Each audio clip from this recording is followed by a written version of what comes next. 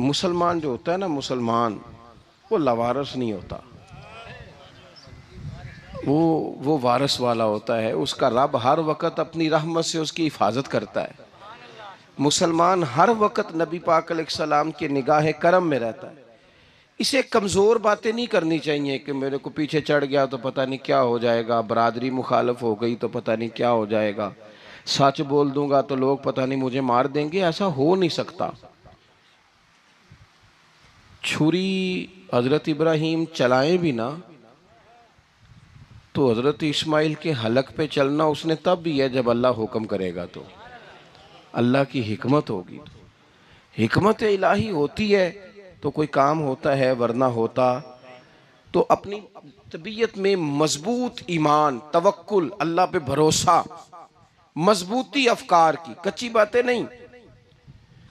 जो लोग कमज़ोर ज़हन रखते हैं सारी ज़िंदगी फैसला ही नहीं होता, कोई डरते रहते हैं, सहमे सहमे वक्त गुजारते हैं। अपने आप को फिक्री, ये जो ईमान होता है ये बंदे को ताकतवर करता है, बंदा मजबूत हो जाता है। मुझे बताइए ना, जब ईमान पक्का हो कि रोज़ी देने वाला अल्लाह है, तो फिर बंदा किसी मालदार आदमी के पीछे कभी भागता है, कभी किसी बड़े आदमी से डरता है? जब उसे पता हो कि इज़्ज़त और ज़िल्लत अल्लाह के दस्ते कुदरत में है, फिर वो सियासतें, साजिशें ये काम करता है। तो पहले तो मजबूती ईमान दरकार है हमारे बच्चों के अंदर, हमारे मिजाजों के अंदर। जब तक वो मजबूती ईमान, हज़रत मौला अली शेर खुदा करमल्लाहु ताला वजहुल करीम एक दफ़ा बड़े अलील हो गए थे, कमज़ोरी आ जाती है, बंदा बीमार हो जाता है। तो हमारे यहाँ बीमार लोग बाज़ौक़ात ऐसा जुमला बोलते हैं जो कुफर के ज़ुमरे में चला जाता है। आप परेशान ज़रूर हैं, तकलीफ़ में ज़रूर हैं, लेकिन आप बात वही करेंगे जो शरीयत इजाज़त देती है। हज़रत अली शेर खुदा शदीद अलील थे।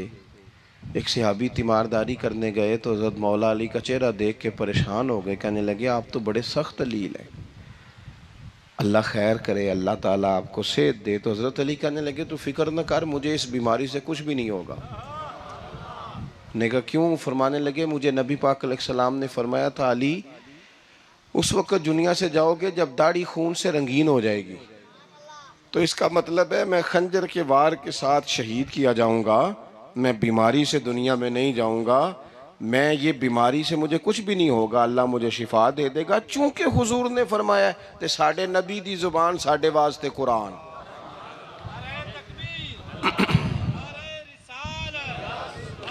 तो सबसे पहले तो अपने ईमान के अंदर, तवक्कुल के अंदर मजबूती पैदा करें। मुसलमान देखो ना, नमाज पढ़ने से रोज़ी में बरकत होती है कि नहीं? वैसे जो चुप है उनकी भी होती है कि नहीं? नमाज पढ़ने से रोज़ी में बरकत है, तो फिर इसका मतलब ये है कि जब टाइम आए ना नमाज का, तो गाहक जितने मर्जी खड़े हों फिर दुकान बंद करनी चाहिए, फिर नमाज पढ़नी चाहिए, क्योंकि रोज़ी तो अल्लाह ने देनी है, गाहकों ने तो देनी। तो सबसे पहले ज़रूरी है मजबूती ईमान। मेरी तरफ देखें जी, आप वीडियो ज़रूर बनाएं पर मेरी तरफ भी तो देखें ना जी, अल्लाह आपको खुश रखे। मोबाइल अल्लाह तो महंगे महंगे देवे, पर सारी दिहाड़ी ये काम तरी ना करूँ। आप बनाएं ज़रूर, मैं वीडियो बनाने से मना नहीं करता, सारे बनाएं बेशक, पर देखें मेरी तरफ, मेरी बात पर गौर करें। दोस्तों, मजबूती ईमान, तवक्कुल, अल्लाह की ज़ात पर भरोसा। आप कभी मैदान करबला का पूरा नक्शा अपने सामने रखें ना, पूरा नक्शा। दो चीज़ें हैं, इमाम हुसैन को नज़र आ रहा है अब शहादत हो जाएगी, इतनी बड़ी फौज आई है, खुदा की हिकमत के तकाजे समझ में आ रहे हैं, हालात क्या होंगे समझ आ रही, पर एक लम्हे के लिए भी उनका तवक्कुल कमज़ोर नहीं हुआ। अपने रब पर जो मजबूत भरोसा है, मजबूत। सैयदा तैयबा ताहिरा हज़रत फ़ातिमा ज़हरा रज़ी अल्लाह ताला अन्हा ना ऊंट के बालों की बनी हुई चादर ओढ़ कर चक्की पीस रही थी। यहाँ बीबियाँ बड़ा रोती हैं, गरीबी बड़ी है, बड़ी गरीबी है। हालांकि अब कौन बंदा पेबंद वाले कपड़े पहनता है जी, दौर ही गुजर गया। अब तो बड़ी मुश्किल से वो लोग मिलते हैं जो जूता टूट जाए तो गांठ के पहने, वरना तो नए जूते आ जाते हैं। हजरत सैयदा पाक ऊंट के बालों की बनी हुई चादर ओढ़ के चक्की पीस रही थी। तो नबी पाक सल्लल्लाहु अलैहि वसल्लम ने देखा, आंखों में आंसू जरूर आए, पर महबूब ने फरमाया, फातिमा दुनिया में थोड़ी सी तकलीफ बर्दाश्त करो, क़यामत की सारी इज्जतें अल्लाह आपको ही अता फरमाएगा।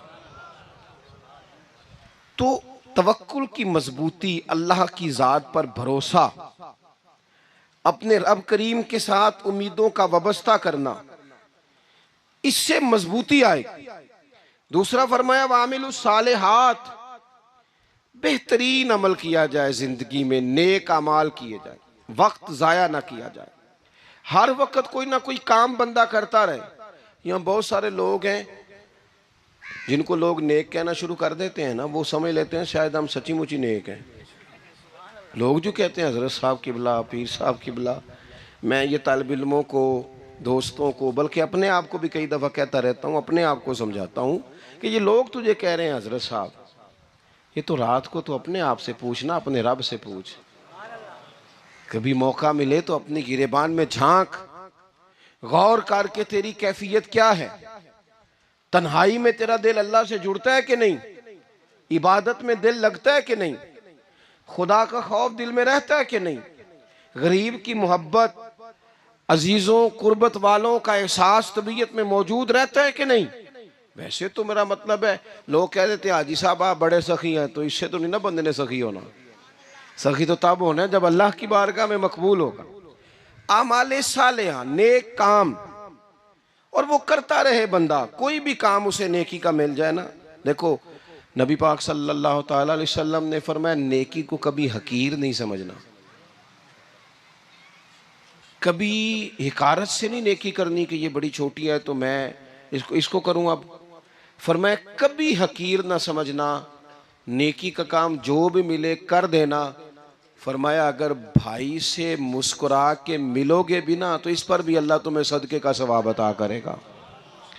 हम तो उस दिन से के मानने वाले हैं जो कहते हैं तू गली से रोड़ा उठा दे, कांटा उठा दे, किसी की तकलीफ दूर कर दे, किसी इस पर गुंजाइश कर दे, किसी के लिए आसानी कर दे, जो भी खैर का काम मुयस्सर आए पूरे दिन में उसे छोड़े नहीं।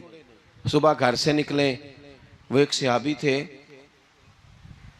गालिबन ताबी थे, तो बाजार जाते अपने गुलाम के साथ, तो सारा बाजार घूम के वापस आ गए। खादिम ने कहा जनाब को ना कोई खरीदा ना कुछ बेचा, तो आप सारा बाजार घूम के आ गए। फरमाने लगे तेरा क्या ख्याल है, मैंने कुछ भी नहीं किया। कहा जनाब फिर क्या किया है। फरमाने लगे तुमने देखा है जो बंदा भी गुजरा है मैंने उसको कहा अस्सलाम वालेकुम, तो कितनी को नेकियां मैं जमा करके आ गया हूँ। कोई खैर जो मुयस्सर आए, हम समझते हैं कि शायद कोई करोड़ को रुपया होगा तो पूरी मस्जिद बनाऊंगा तो फिर मैंने नेकी कर दी है, शायद जनाब मैं, हालांकि ये छोटे छोटे काम है ना, छोटे छोटे काम, इनसे तो इनकी तो ज्यादा जरूरत होती है, इनकी तो ज्यादा हाजत होती है।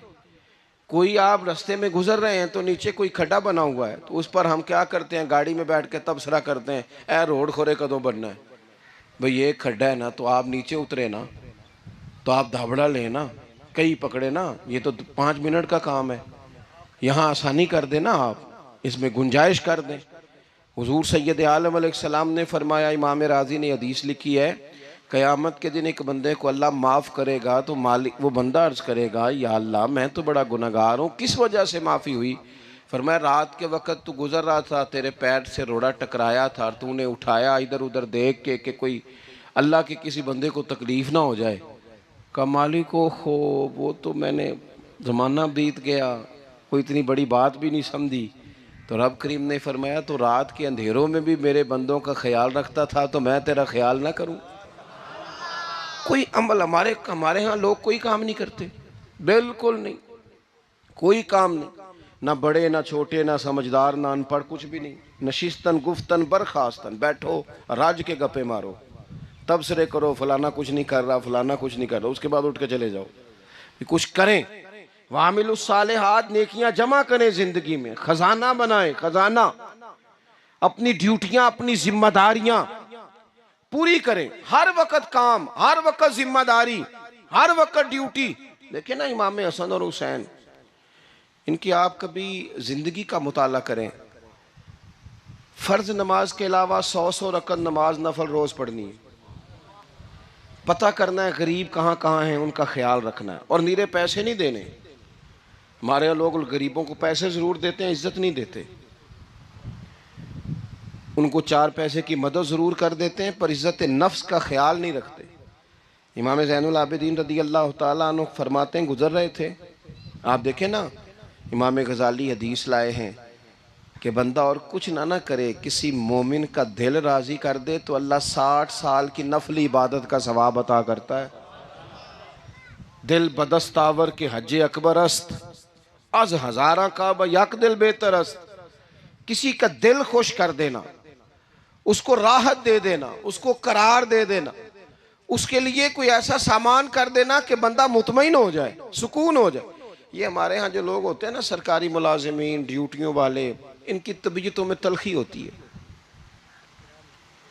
ये अगर सिर्फ प्यार करने लग जाए ना, मैं कुछ मेडिकल से वाबस्ता लोग मेरे अहबाब में से हैं, तो मैं उनसे कहता हूँ कि शिफा तो अल्लाह ने देनी है, चलो तुम दवाई तो हंस के दिया करो ना, तुम आने वाले की बात तो तवज्जो से सुनो। वो बेचारा अपनी बात, हमारे एक बुजुर्ग थे तो तावीज़ लिखा करते थे, बड़े आलिम थे। मुझे कुछ थोड़ी सी ना मेरे दिल में उनके बारे में खफगी रहती थी कि आप इतने बड़े आलिम हैं, आप किताब लिखें, आप तवीज़ लिख रहे हैं, और फिर लोगों ने कमाई करनी होती है, आप तो मुफ्त देते हैं सारा कुछ। इतनी लंबी ड्यूटी, सारा दिन बैठे रहते हैं आप और लिखते तवीज़ हैं, पढ़ाएं आप। मैंने एक दिन उनसे गुजारिश की, मैंने कहा शेख आप बड़े आदमी हैं, जिन लोगों को अल्लाह ने रसूख फिल इल्म अता फरमाया होता है उनमें से आप हैं। अल्लाह ने आपको पुख्तगी दी है, इल्म में शौरी आलिम में, आप सारा दिन तावीज़। फरमाने लगे यार मैं तावीज़ नहीं लिखता, असल मसला ये है कि जो तावीज़ लेने आता है वो अपना सारा दुख सुनाता है, तो मैं तावीज़ नहीं लिखता, मैं ना बस लोगों के कलेजे ठंडे करता हूँ। मैं किसी का, अब तो बच्चों के पास टाइम ही नहीं, वो तो अब्बा का दुख नहीं सुनते, बिल्कुल नहीं। वो तो ढूंढते हैं कोई कोना मिले तो जाके मोबाइल देखें, वो तो बैठते ही नहीं। अम्मा कह रही होती है कि पुत्र को 10 मिनट मेरे पास भी बैठा कर, लेकिन पुत्र मसरूफ़ बड़ा है, वीडियो चढ़ानी है उसने, टिकटॉक बनाना है उसने नई तस्वीर चढ़ानी है। हम उलझ गए। ये चीज़ें इंसान को नफसियाती तौर पर कमज़ोर कर देती हैं। जो लोग ज़्यादा ये काम करते हैं उनके हाफ़ज़े कमज़ोर हो जाते हैं, वो उलझ जाते हैं, उन्हें पता नहीं होता रात मैंने क्या कहा था, सुबह मैं क्या कह रहा हूँ। हर वक्त नहीं, ज़रूरत के वक्त, हर टाइम नहीं, मखसूस औकात में। हज़रत इमाम ज़ैनुल आबिदीन रदी अल्लाह ताला अन्हु फरमाने लगे, हम गुजर रहे थे, इमाम हुसैन साथ थे, तो रस्ते में ना कुछ गुरबा, गरीब लोग बैठ के खाना खा रहे थे। कहते हमारी उन पर नजर पड़ी तो उन्होंने हजरत इमाम हुसैन रदी अल्लाह ताला उनसे कहा, हुजूर आइए तशरीफ लाइए, खाना खाइए।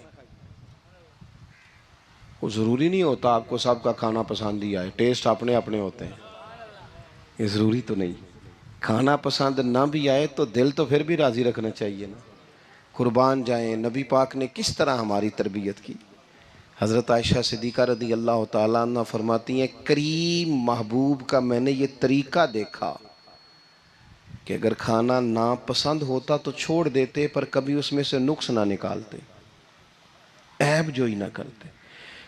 गर्मी के मौसम में खड़ी है बेचारी खातून, और कितनी मुशक्क़त से उसने खाना बनाया, और कितनी गर्मी सही है चूल्हे के सामने, लेकिन साहब वो खाना रखा है तो वो कहते हैं ये तू की पकाया है, वो खाने वाली चीज़ है भाई, इस तरह करना, अब जो अगली हंडी है वो तू पका, आ ना तू खड़ा हो।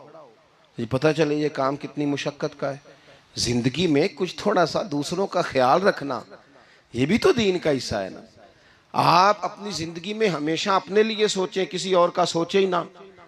तो मेरे अजीज़ याद रखेंगे आप, इमाम ज़ैनुल आबिदीन कहते हैं नबी पाक सल्लल्लाहु ताला अलैहि वसल्लम ने ना हज़रत इमाम अली मकाम की, इमाम हसन और हुसैन की इस तरह से कुछ तरबियत फरमाई थी कि गरीब परवरी उनके अंदर रच बस गई थी, मिजाज बन गया था। वो गुरबा बैठे थे दस्तरखान बिछाए सड़क के किनारे, तो इमाम हुसैन गुजरे तो उन्होंने आवाज़ दी। इमाम साहब रोक गए, कहने लगे हुजूर थोड़ी रोटी नहीं खा लेते हमारे साथ? तो इमाम साहब आ गए, नीचे बैठ गए गरीबों के साथ। कोई जुर्रत करे ना, चलो चलो अमीरों ने तो गरीबों के साथ बैठने की जुर्रत नहीं करनी, को पीर ही बैठ जाए गरीबों के साथ, वही मेहरबानी कर दे कि मैं पीर साहब हूँ, किबला हूँ, तो मैं ही चलो लंगर खा लूँ मुरीदों के साथ बैठ के। हमारी तो महफिलों में भी ना जी, नात खानों का, मौलवियों का, दूसरों का खाना और होता है, और गरीब आदमी को शापर में चावल डाल के देते हैं और साथ उसे कहते हैं ये लंगर शरीफ है। भाई अगर ये शरीफ है, तबर्रक है, तो ये पीर साहब नू नहीं सी लंघदा, अड़ता है गले में लंगर उनको। ये लंगर शरीफ जो है ये नात खां को भी तो गुजरना, तबर्रक है कि नहीं? हाँ ना तो करो ना। तो जी ज्यादा तबर्रक वाली शै वे वो पीरा भी तो खानी चाहिए ना, नात खां को भी। उसके लिए लहदा से मुर्ग मुसल्लम आला खाने। मैं अक्सर दोस्तों से कहता हूँ चलो मिलाद शरीफ पे ही सही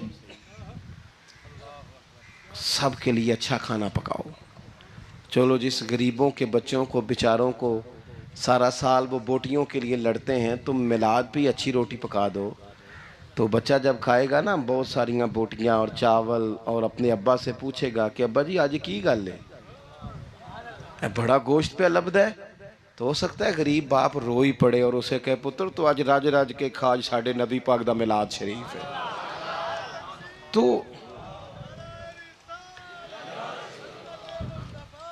तो इमाम हुसैन रदी अल्लाह ताला अन्हु ना आके गरीबों के बीच बैठ गए जमीन पे। उन्होंने कहा खाइए। तो वो जिस तरह वो खा रहे थे ना सादे बर्तनों में, सादे, इमाम हुसैन खाना खाने लग गए।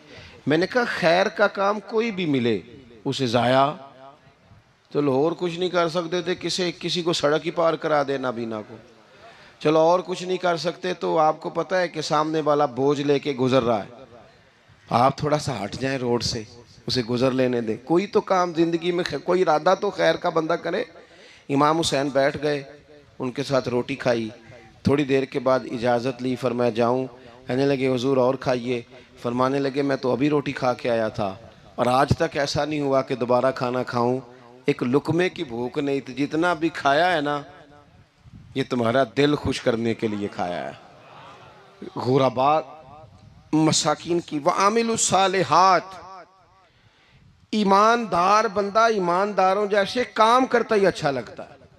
25-25 हज किया इमाम हसन और हुसैन ने मदीने से मक्के पैदल जाके। कितने बोलिए? मैं कहता हूँ चलो हम बाजमात नमाज ही पढ़ लिया करें। चलें, हुजूर सल्लल्लाहु अलैहि वसल्लम ने फरमाया फजर की नमाज पढ़ के बैठ जाओ, इशराक चाश तक अल्लाह का जिक्र करो, 2 नफल इशराक के 2 चाश्त के पढ़ लो, अल्लाह 2 हज और 2 उम्रे का सवाब अता कर देगा। मुश्किल काम तो नहीं है। मुश्किल तुसा हाँ ही नहीं की थे, ये मुश्किल है। वैसे ये कि आँख खुल जाए तो 25-30 मिनट 40 मिनट मोबाइल पे गुजर जाए वो तो सौखा है, ये मुश्किल है। दोस्तों नेक आमाल उन पर कोशिश, अहले बैत ने हमें सबक ये पढ़ाया है, हुजूर के असहाब ने हमें सबक ये पढ़ाया। तीसरी बात फरमाया वातवासो बिल हक। सिर्फ ये नहीं कि तुम नमाज पढ़ के तो बैठ जाओ, तुमने ना बेनमाजी को नमाज की दावत भी देनी है। मजलूम पर जुल्म होता रहे और कोने में चुप करके बैठे नहीं रहना, बल्कि अगर हाथ पकड़ा जा सकता है तो जालिम का हाथ पकड़ना है। नबी पाक अलैहिस्सलातु सलाम ने फरमाया अपने भाई की मदद करो, चाहे वो जालिम हो या मजलूम हो। भाई की मदद करो चाहे जालिम हो या मजलूम हो। तो सहाबा ने अर्ज़ की या रसूल अल्लाह सल्लल्लाहु तआला अलैहि वसल्लम, ये मजलूम की मदद तो समझ में आती है, ये जालिम की मदद कैसे करें? नहीं समझ आ रही है आपको बात की? या रसूल अल्लाह सल्लल्लाहु तआला अलैहि वसल्लम, मजलूम के साथ खड़ा होना तो हमारी अकल में आ गया, तो जालिम की मदद कैसे करनी है? तो नबी पाक सल्लल्लाहु तआला अलैहि वसल्लम ने फरमाया जालिम को जुल्म करने से रोक दो, तुमने उसकी मदद कर दी। उसे बाज करो। लेकिन हम तो इतनी जुर्रत ही नहीं रखते बदी को बदी कहने की, इतनी ताकत ही नहीं होती। झूठ को झूठ कहने की हिम्मत, हमारे घर में सारा कुछ हो रहा होता है, हमें पता होता है कि फलां जगह पे हमारा कबीला, हमारी बरादरी गलत है, पर इतनी जुर्रत करते। हम सच बोलते ज़रूर हैं पर दूसरों के बारे में, अपने बारे में सच बोलने को तैयार नहीं होते। जुर्रत का मुजाहरा करें ज़िंदगी में, हक को हक कहना सीखें, गलत को गलत कहना सीखें, झूठ को झूठ कहें, बदी को बदी कहें, सच्चाई का साथ दें हमेशा। हमने जब तक देखो ना, जुल्म होता रहे, ज्यादती होती रहे, अपना दरवाजा अंदर से बंद कर लो, पुत्र बाहर ना जाना। क्यों जी? बाहर उस पे जुल्म हो रहा है, उनके घर आग लगी है, को हमारे घर तो नहीं ना लगी। याद रखना, पड़ोसियों की आग ना बुझाओगे तो अपने घर भी आ जाएगी। अगर मजलूम का हाथ नहीं पकड़ोगे तो जालिम दलेर हो जाएगा। और हमारे जितने भी बुजुर्ग गुजरे, उन्होंने जालिमों को जालिम कहा। इमाम अहमद बिन हंबल ने जेल काटी, इमाम आजम अबू हनीफा ने जेल काटी। आजकल लोग कहते हैं मौलाना साहब आपने ना जनाब गलत को गलत नहीं कहना, सियासत की बात नहीं करनी। क्यों जी? किस लिए नहीं करनी? सियासत तो तदबीर का नाम है। बनु इसराइल में जितनी भी तदबीर होती थी वो सारे अंबिया किया करते थे। क्यों ना बात करें? ये जिन कुर्सियों पे आज तुमने जालिमों जाबिरों को बिठाया, ये कुर्सी तो हजरत अबू बकर सिद्दीक जैसे लोगों की है, ये तो हजरत उमर जैसे लोगों की सीट है, हजरत उस्मान गनी जैसे लोगों का काम है, मौला अली जैसे लोगों का काम है। गलत जगहों पे गलत लोग बिठा दिए और फिर झूठे को झूठा भी ना कहे, जालिम को जालिम भी ना कहे। हमसे ना रकम होंगे कसीदे यजीद के, क्योंकि हम लोग तो हुसैन के सीरत निगार हैं। ये क्या बात हुई? आप सच्ची बात ही ना करें, कलीमा हक कहें हमेशा, खरी बात कहें सच्ची, गरचे अपना नुकसान हो, हक के साथ खड़े होना सीखें। वतवासो बिल हक, सारी आसानी थी। इमाम हुसैन को कोई मसला नहीं था, आराम से बैठे थे। आज कितने मौजों में बैठे हैं, पीर साहिबान, मौलवी साहिबान, खतीब साहिबान, सियासतदान, वडेरे, मौज लगी हुई है। किसी को कुछ नहीं कहना, कुछ कहेंगे तो फिर बंदे मुखालफत करेंगे। तो इमाम हुसैन मस्जिद नबी में जुम्मा पढ़ाते थे, चुप करके बैठे रहते। हुजूर सैयद आलम अलैहिस्सलाम के मज़ार अनवर के पास बैठे थे, बैठे रहते।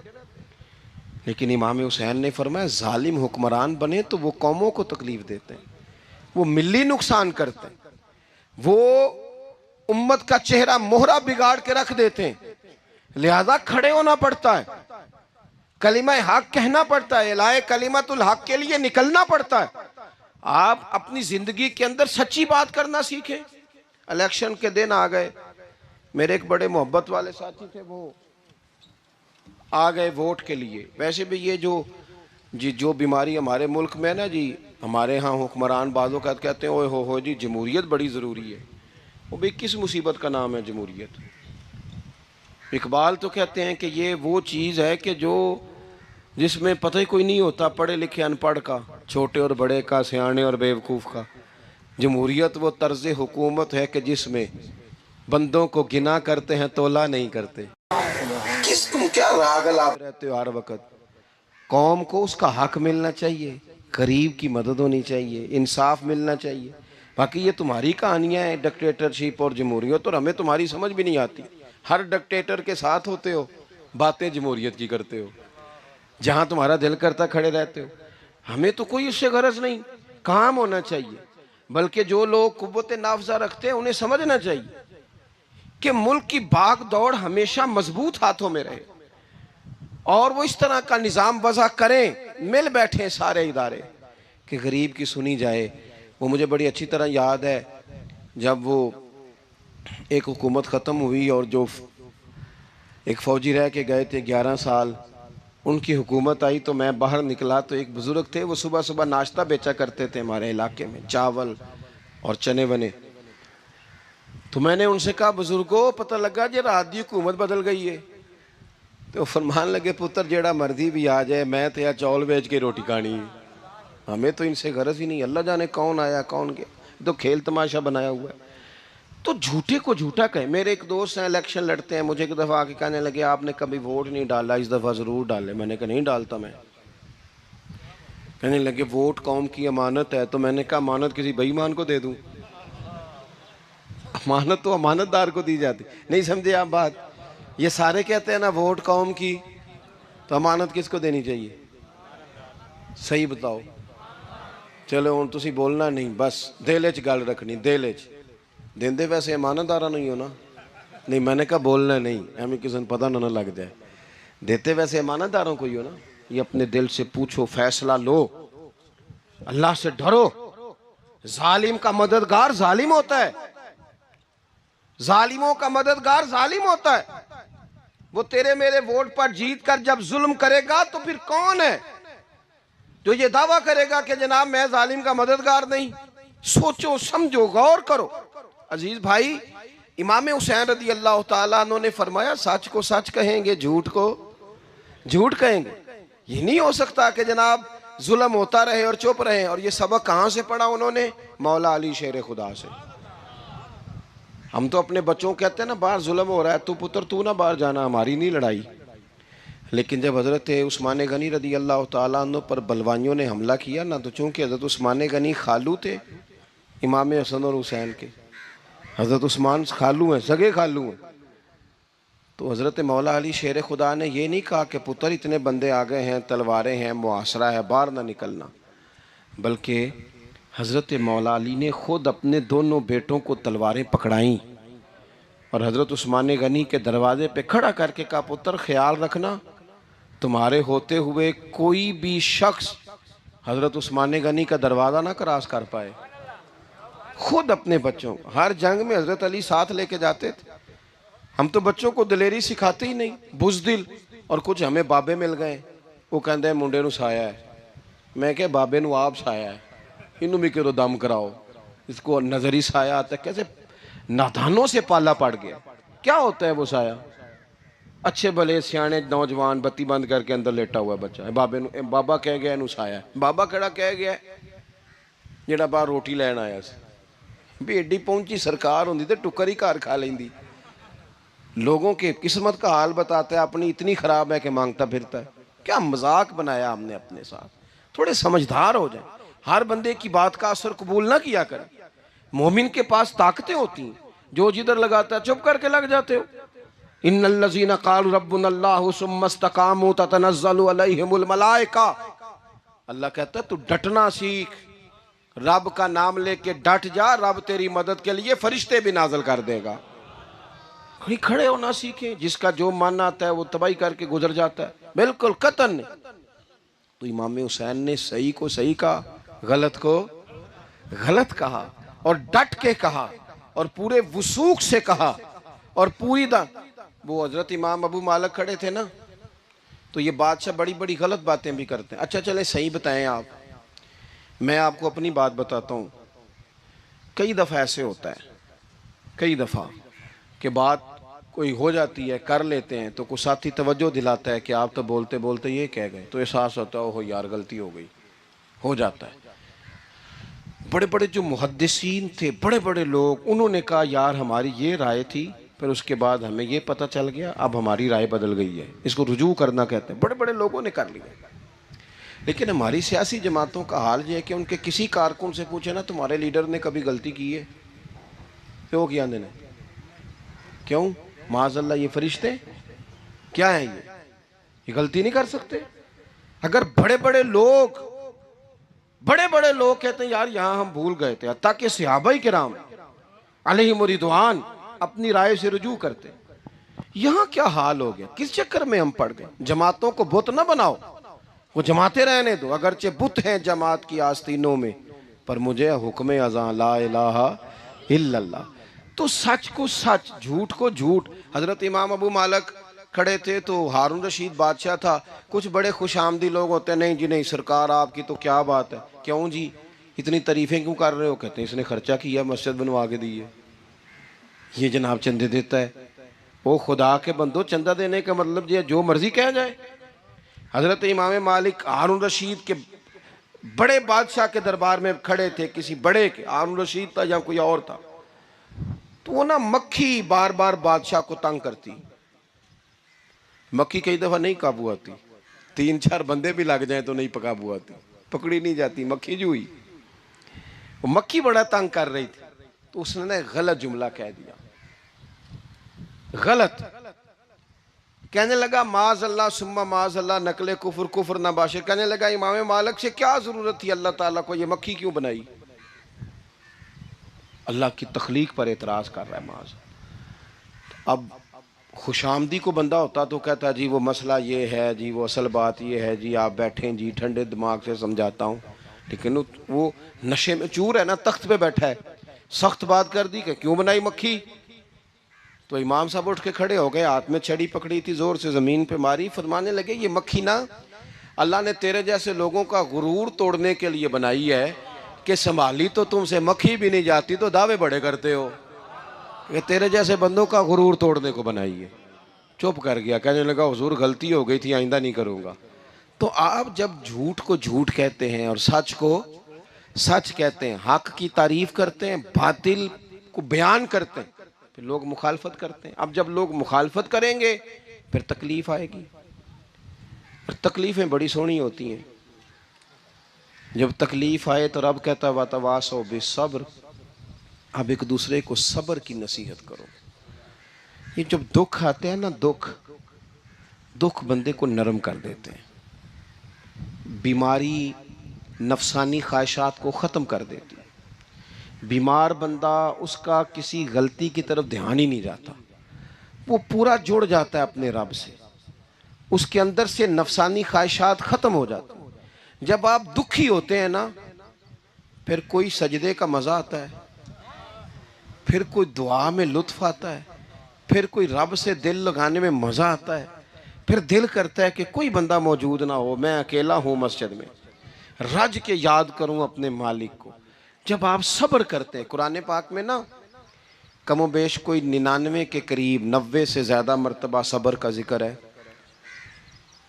और मुहद्दिसीन ने तसरीह की है कि कोई 500 के लगभग हदीस पाक में सब्र का जिक्र है। हौसले से, सब्र से, वतवासो बिस्सब्र, सब्र बंदा करके दिखाए, उसके अंदर हौसला हो, दलेरी हो। हम ना जल्दबाज हो जाते हैं, बाद बुजुर्ग भी नाराज ना हो तो वो भी बड़े जल्दबाज, फटाफट काम होना चाहिए, बाज बच्चे भी, बाज जनाब सियाने लोग, बड़ी जल्दी है। बंदे ने रोज़ा रखा हुआ ना गर्मियों का, तो असर के वक़्त अगर वो बड़ा सौड़ा पड़ जाए ना तो रोज़ा फिर खुल जाता है। बोलिए, बड़ी जल्दी है जी, बड़ी टेंशन है जी, बड़ा लग रहा है, तो खुल जाएगा ये कहने से। उसने कब खुलना है? बोलिए, आपको तकलीफ़ हो गई, आपको खुदा न खास्ता डॉक्टर ने कहा छोटा सा ऑपरेट करना है आपका, शाम को ठीक हो जाएंगे जी?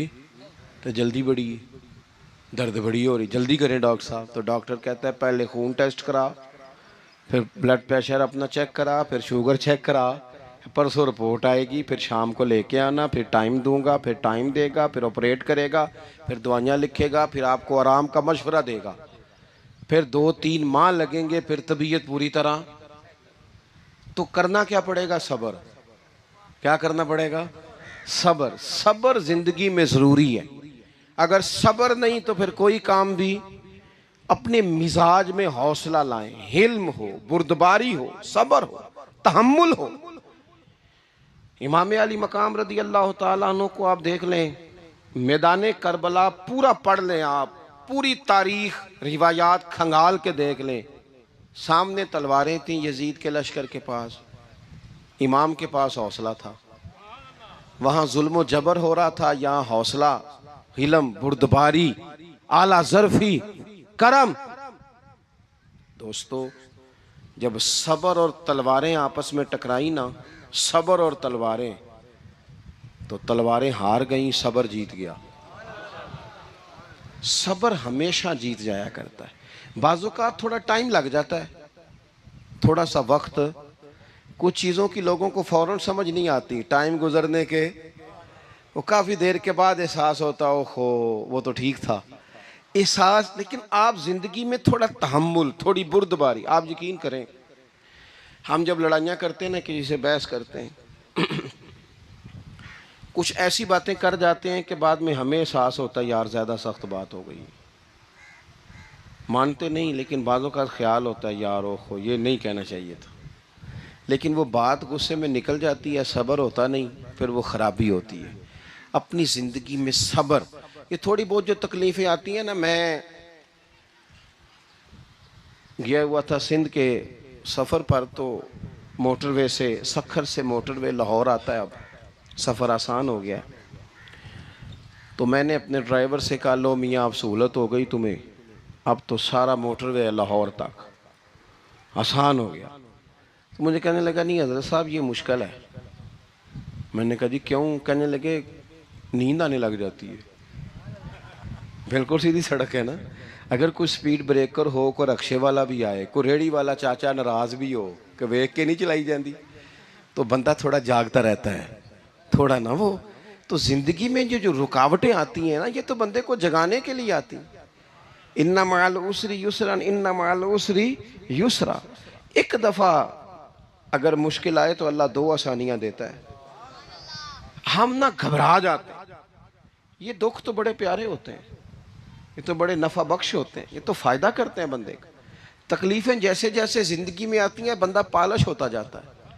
जैसे जैसे मैं अक्सर दोस्तों से कहता हूँ, कभी मुश्किल आ जाए और कोई बंदा साथ ना बंदे के चले, ना रिश्तेदार चले, ना दोस्त चले, ना गली मोहल्ला कोई साथ ना चले, तो हम शिकवे करते हैं। हालांकि शिकवे नहीं करने चाहिए।